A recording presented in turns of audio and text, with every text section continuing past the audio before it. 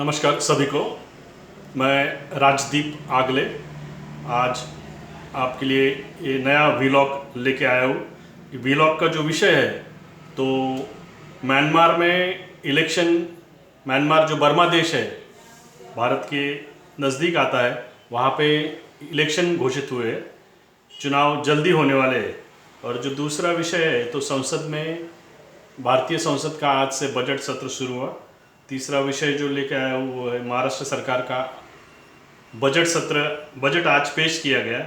और चौथा जो सब्जेक्ट है आज का, भारतीय टीम ने 2025 का चैंपियंस ट्रॉफी जीता और उसके लिए उन्हें 20 करोड़ रुपए की राशि उन्हें इनाम में प्राप्त हुई। अभी जो मुख्य विषय आज का वो है म्यांमार की मिलिट्री सरकार। म्यांमार में मिलिट्री की सरकार है और वहाँ पे मिलिट्री सरकार ने, वो 2021 से है वहाँ पे, 2021 में वहाँ पे डेमोक्रेटिक तरीके से इलेक्शन संपन्न हुए थे।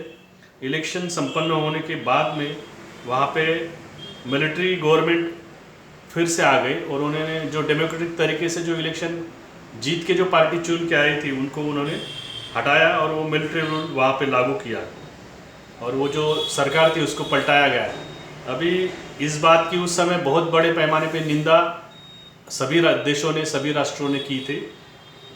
अभी वही मिलिट्री रूलर वहाँ पे इलेक्शन फ्री एंड फेयर तरीके से संपन्न कराने के लिए अभी वो काम वहाँ पे कर रहे हैं। उसके लिए वहाँ पे लगभग 54 पार्टियाँ जो है वो वहाँ पे उसमें भाग लेंगे, ऐसा वो प्रेस नोट में ऐसे बताया जा रहा है। लेकिन जो मिलिट्री रूल्स के खिलाफ जो पार्टियाँ हैं उन 14 पार्टियों को वहाँ पे बैन कर दिया गया है। ये एक चिंता का विषय है। और यह इलेक्शन जो है, यह इलेक्शन 2021 के बाद में पहली बार होने जा रहा है। पहला इलेक्शन 2021 में हुआ था।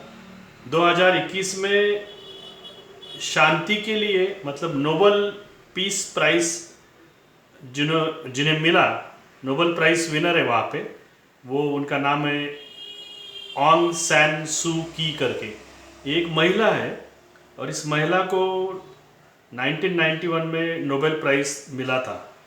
और वो महिला बाद में उनका वहाँ पे जब उनके देश में वो शिक्षा लेके गई अभी, तो उन्होंने वहाँ पे बहुत बड़े पैमाने पे ह्यूमन राइट्स का काम किया। फिर वो वहाँ पे एक ऑथर भी है बहुत बड़े पैमाने पे और पॉलिटिकल एक्टिविस्ट है। और बाद में वहाँ पे वो 2021 में वहाँ पे चुनाव भी जीत के आई थी उनकी पार्टी का जो नाम है नेशनल लीग फॉर डेमोक्रेसी, ऐसा उनकी पार्टी का नाम है। अभी आगे ये जो पार्टी ने 2021 में चुनाव जीता था, चुनाव जीतने के बाद में वहाँ पे वो ही राष्ट्रपति बनने वाली थी, लेकिन उसके पहले उन्हें वहाँ पे मिलिट्री रूल्स ने उन्हें बंदिस्त कर लिया और वहाँ पे बंदिस्त करके उन्हें जेल में डाला गया, जेल में ठूसा गया और वहाँ पे मिलिट्री शासन लागू कर दिया गया। तब से लेके म्यांमार में 2021 से आज तक बहुत बड़े पैमाने पे अराजकता का दौर रहा है। पिछले 4 साल में मिलिट्री के शासन कार्यकाल में वहाँ पे 6,231 लोगों की जान गई है और उसमें लगभग 1144 महिलाएं हैं और 709 बच्चे हैं। ये सब ऑफिशियल फिगर है जो इंटरनेशनल मीडिया में पब्लिश हुए हैं। एक्चुअल फिगर इससे बड़ी भी हो सकती है, ज़्यादा भी हो सकती है। म्यांमार देश के बारे में एक विशेषता ऐसी कि म्यांमार जो देश है ये पूर्णतः बुद्धिस्ट कंट्री है और ये बुद्धिस्ट कंट्री है, इस कारण भारत से उसका पुराना नाता है। और ये जो मिलिट्री शासन रहा है, मिलिट्री शासन की वजह से वहाँ से लगभग 35 लाख लोग डिस्प्लेस हो चुके हैं उस देश से। और अभी जो इलेक्शन वहाँ पे होने जा रहे हैं वो इलेक्शन में इंटरनेशनल मीडिया का ऐसा न्यूज़ है सब कि भाई वहाँ पे 330 टाउनशिप्स है जहाँ पे सेंसस कराने का काम चल रहा है और वहाँ पे नए वोटर लिस्ट भी तैयार किए जा रहे हैं। वो 330 टाउनशिप्स में ओनली 145 टाउनशिप्स में वो काम हो पा रहा है। बाकी जो बचे जो है वहाँ पे अलग अलग विद्रोही ग्रुप्स तैयार हो चुके हैं कि जो मिलिट्री शासन को चैलेंज कर रहे हैं।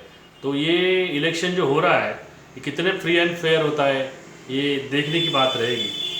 अभी हम लोग जो नोबेल पीस प्राइज विनर है एंग सैन सू की, इनका जो डेट ऑफ बर्थ है ये 19 जून 1945 का डेट ऑफ बर्थ है।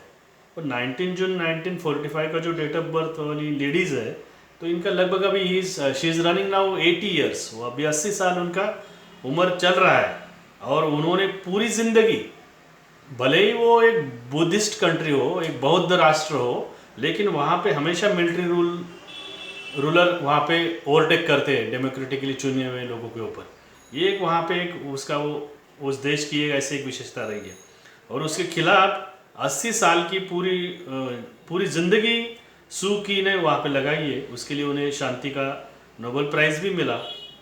उन्हें यह पुरस्कार म्यांमार में डेमोक्रेसी, लोकतंत्र, लोकशाही बहाल हो, इसके लिए उन्होंने जो जीवन लगाया, उसके कारण उनका जो संघर्ष रहा उसके खिलाफ, मिलिट्री रूल के खिलाफ, उसीलिए उनको वो प्राइज़ मिला है।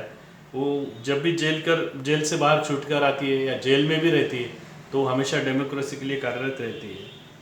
उनके बारे में एक इंटरनेशनल न्यूज़ पेपर है, वो ऐसे लिखता है कि Suu Kyi struggle is one of the most extraordinary example of civil courage in Asia in recent decades. मतलब एक महिला एक पूरे देश के मिलिट्री रूल को चैलेंज करती है, एक बहुत बड़ी बात है ये। और उसके उनके ऊपर जो प्रभाव है, तो definitely as she belongs to Buddhist country, तो वो तथागत गौतम बुद्ध का, डॉक्टर अंबेडकर का, डॉक्टर बाबा साहेब अंबेडकर का और महात्मा गांधी का, उनके ऊपर बहुत बड़ा प्रभाव है और उन्हें फॉलो भी करती है। तो ये सब एक इंटरेस्टिंग डेवलपमेंट इंटरनेशनली हमारे ध्यान में आई, इसके लिए हम लोग ने इसका आज की वीलॉग का इसे विषय बनाया।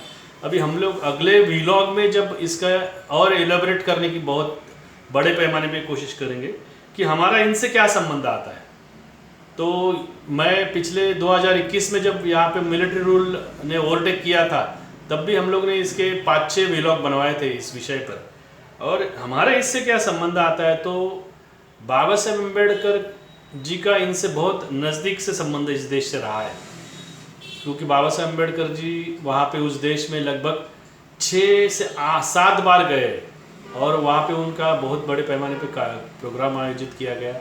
और दूसरे उन्होंने वहाँ पे, बाबा साहेब अम्बेडकर जी ने वहाँ पे वहाँ के राष्ट्रपति, वहाँ का सुप्रीम कोर्ट का जो जज था, उनको वहाँ पे सिद्धार्थ कॉलेज जो है बॉम्बे में, वो सिद्धार्थ कॉलेज में मुंबई में वहाँ पे उनको गेस्ट करके बुलाया था।